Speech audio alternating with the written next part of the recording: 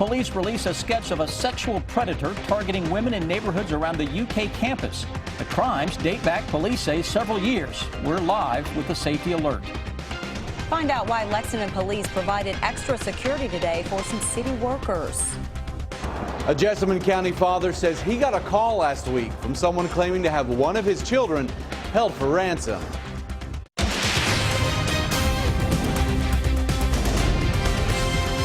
This is WKYT News at 5. It is a situation that has many people who live in the area around the UK campus on edge. Lexington police released a sketch of a man, there it is, who they say tried to sexually assault a woman last month. And now they say he may be behind several attacks over the past several years.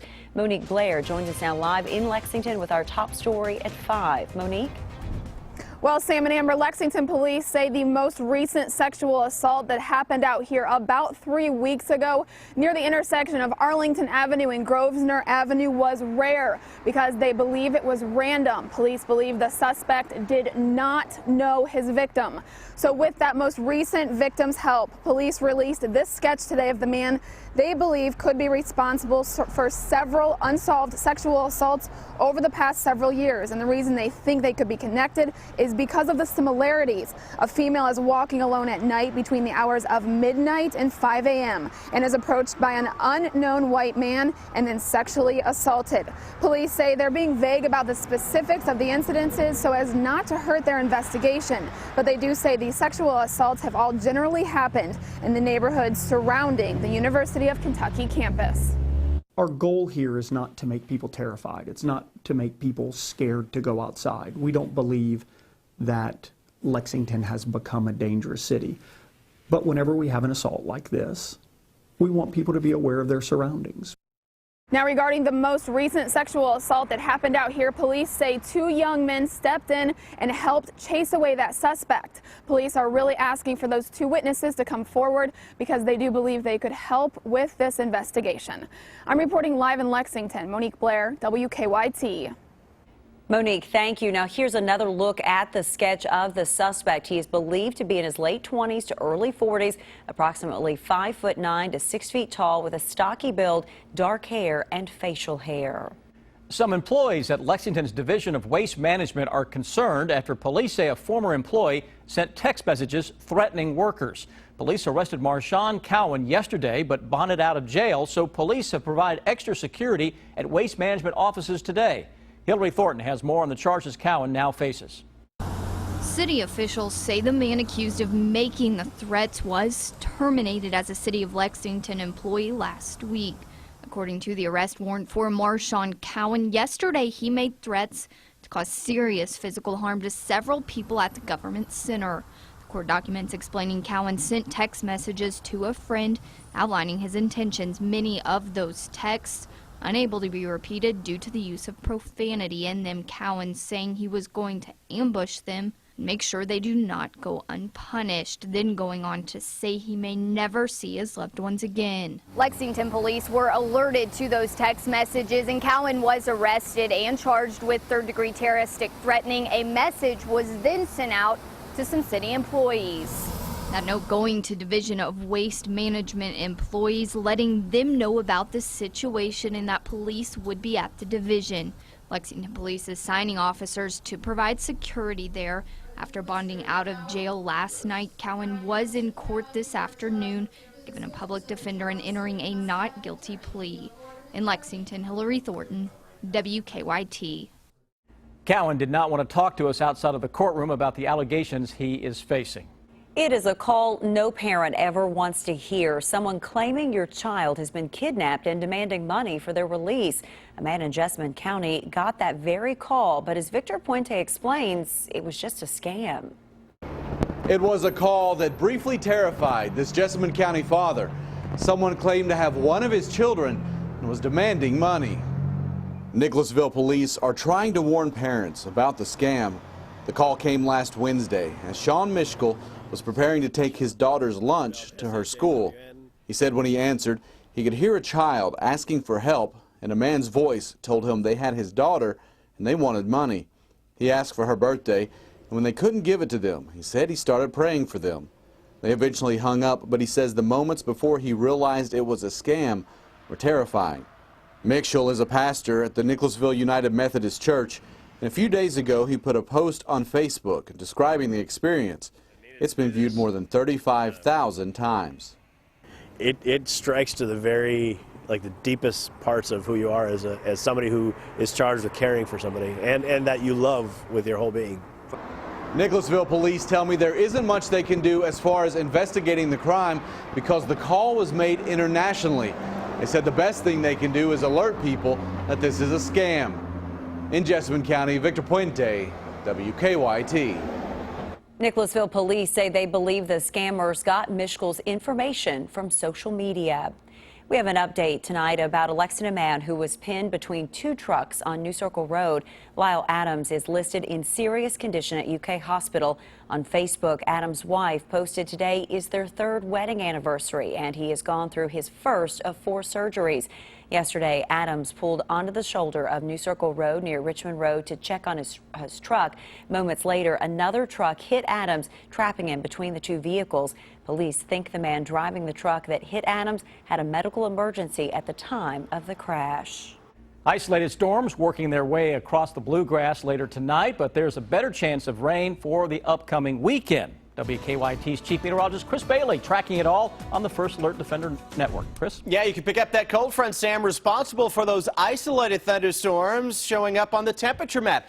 Draw your attention to Covington. Just along the front, had a little shower nearby, 81, mid and upper 80s across the rest of central and eastern Kentucky. So what about an isolated thunderstorm? Oh, a little broken line of some boomers coming together from the Buckeye State through northern Kentucky, Boone, Kenton, Campbell counties, right on top of Louisville and near Owensboro, Evansville, Henderson, right on the Ohio River out to our west. But a lot of that will begin to weaken by the time it gets into central and eastern Kentucky. That front is right on top of the Ohio River, and it is slowing down, and that's kind of due to a tropical system off the southeastern seaboard throwing up a stop sign. So instead of that front getting in here during the peak heating of the afternoon, producing a shower or thunderstorm, it is moving into town as we go into the evening when the sun starts to set and the threat for some thunderstorms begins to wane as well. Through 10 o'clock this evening, future radar says most areas stay high and dry. Coming up, we'll track that bigger front for the weekend and show you why rain chances are much, much greater than what we've seen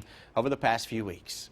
See you in just a bit, Chris. Thank you. People in one Lexington neighborhood woke up today to find out that several cars have been broken into or stolen. The discoveries were made in the Greendale neighborhood near the Masterson Station area. What's more troubling is that police think the suspects have a high-tech way of getting into locked cars. Sabira Rayford has the story.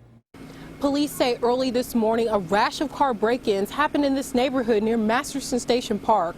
Some neighbors even reported hearing gunshots. Police say they were pretty busy this morning. They tell us 4 cars were broken into and 2 cars were stolen in the Greendale neighborhood. This comes just days after a family was robbed at gunpoint. Now several neighbors tell me they feel on edge. One neighbor says they tried to look out for one another, keeping an eye out on each other's houses, but police say that might not be enough. They say the thieves might be using a special device that could unlock OnStar cars without sounding the alarm. Carolyn Malloy just moved into the neighborhood, and she says hearing gunshots made her feel very uneasy. Finding out that there was possible break-in, it's a little scary.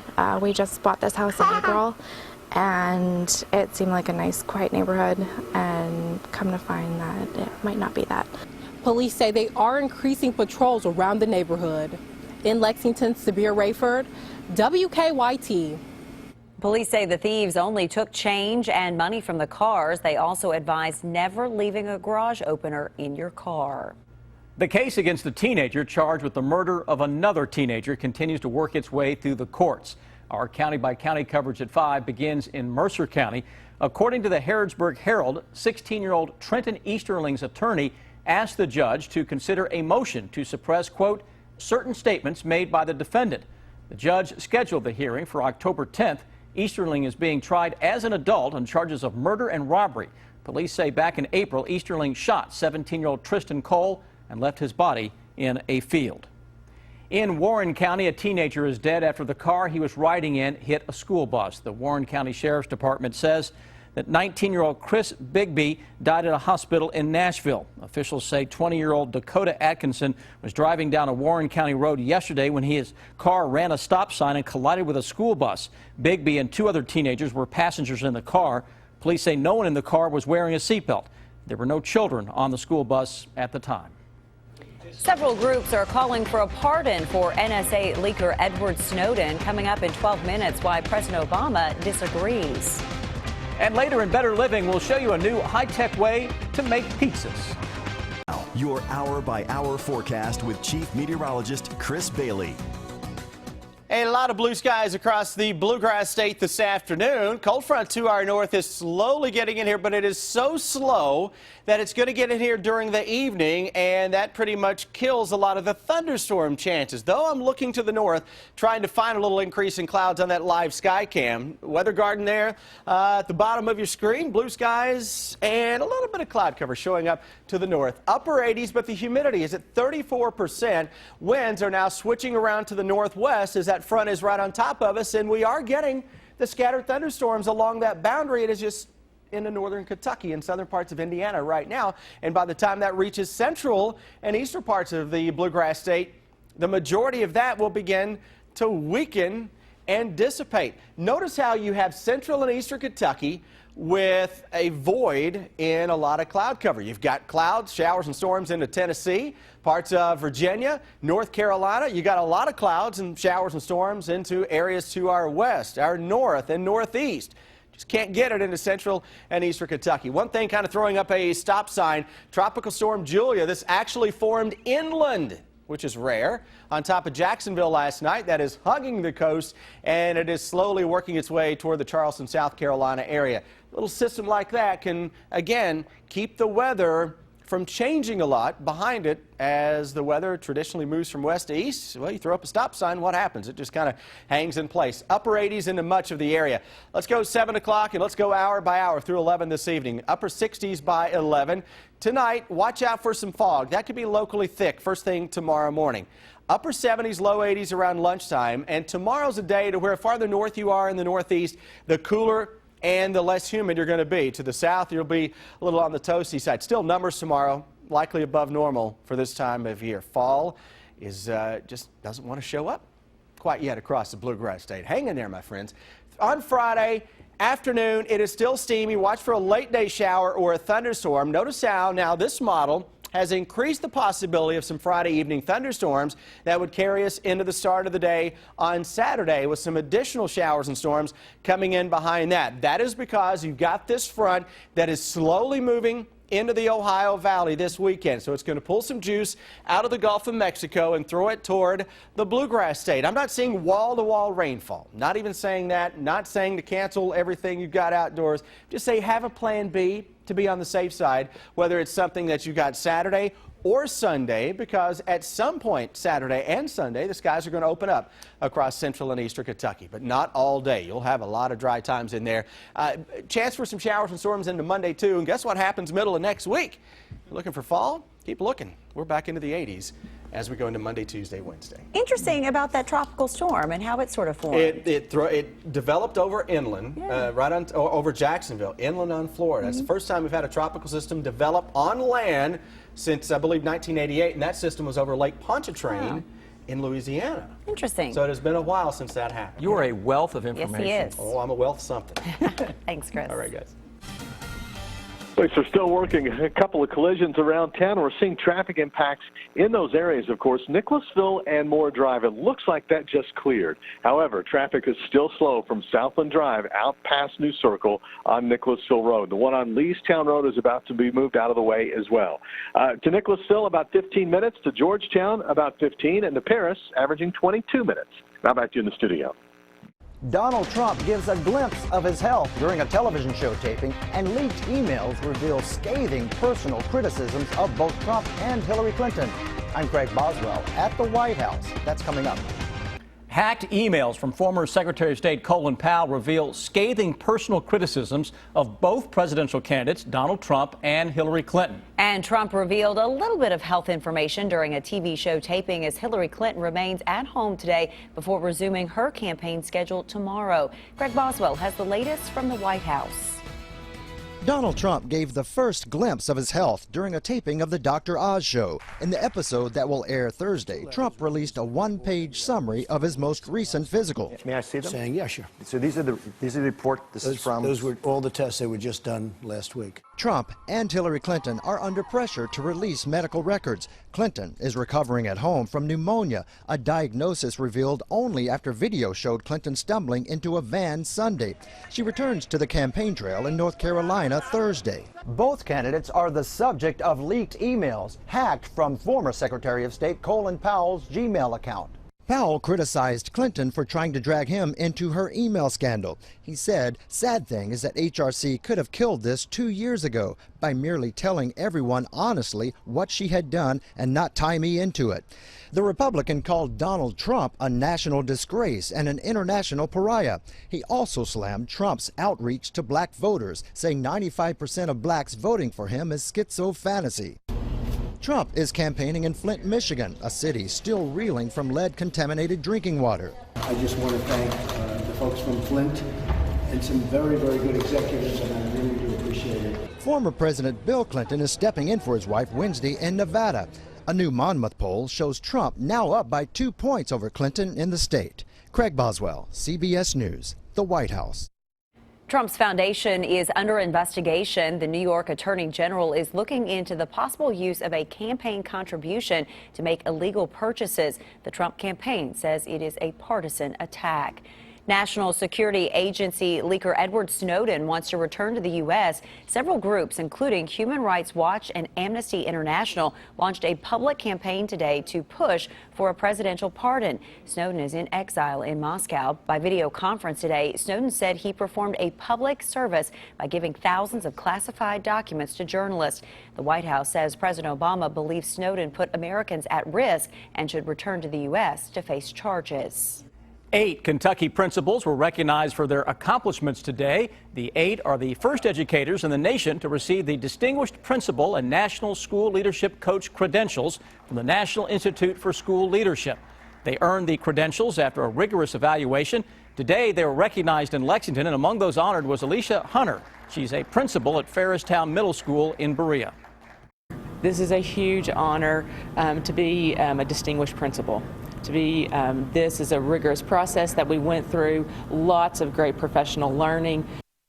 Hunter says principals always need more training to help students grow and meet the demands and needs of teachers. A Lexington woman has turned herself into police. She's accused of beating a man in a Pulaski County area. Phil Pendleton has disturbing details coming up in our next half hour. A discovery could lead to new treatments for a chronic disease, and Americans got a raise for the first time in 8 years. Better Living is next. It is time now for Better Living, health, education, and consumer news that impacts your life. Nearly 1.5 million people across the U.S. suffer from inflammatory bowel diseases like ulcerative colitis and Crohn's disease. They are chronic conditions that last a lifetime. They can be treated, but so far there's no cure. But scientists in British Columbia think they've made a discovery that can improve the health and quality of life for people suffering from Crohn's disease. Kim Hutcherson has more. Crohn's disease is a chronic bowel condition that causes inflammation in the gastrointestinal tract. Symptoms can include abdominal pain, severe diarrhea, weight loss, and malnutrition. Now, researchers believe they've made a discovery that could lead to new treatments for Crohn's and other inflammatory diseases. Researchers at the University of British Columbia were studying fibrosis, thick scarring caused by inflammation.